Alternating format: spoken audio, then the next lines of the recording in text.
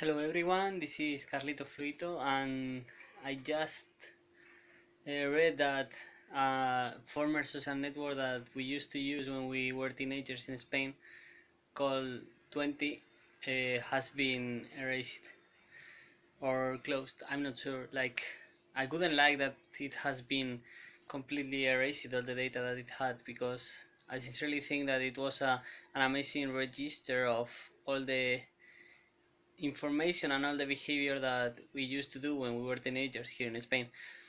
So I'm not sure what to say or how I think.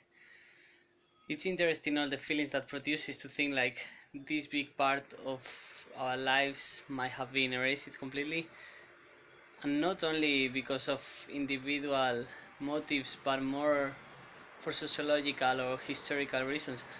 I think that I mean, when we look back on the history and we think like, how do they live 200, 300, 1000, 200,000, 20,000 years ago, we would really like to know what was going on. We have some guesses, we have some ideas of what they were doing, but on the individual level we only have the very geniuses, let's say, like, I mean, the guys that painted on the caves, or the people that wrote novels, but we don't have so much data. I mean, nowadays maybe it sounds overwhelming or it's too much data, so we cannot manage, we cannot draw any conclusions, but we don't know what's gonna happen from now to 100 years. Maybe we develop an artificial intelligence that is able to read all the data and to start getting conclusions from it. So I mean, I hope they don't have erased all the information, and not because it was my life, but because it was like historical data. I think as a social scientist and psychologist, I think we are not really valuing how much information we are producing, and the possible benefits that might draw in future generations.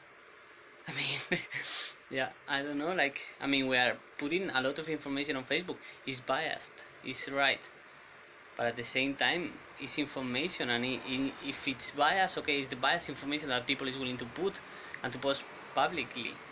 So I think it's still pretty accurate and worthwhile data to consider, and of course not to erase it.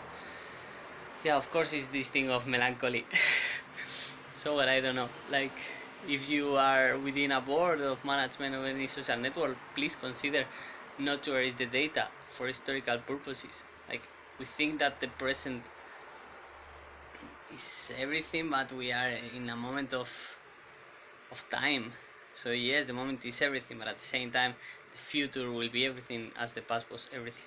So this is my advice of today. If you are within any social network, try to preserve the data for future analysis and generations.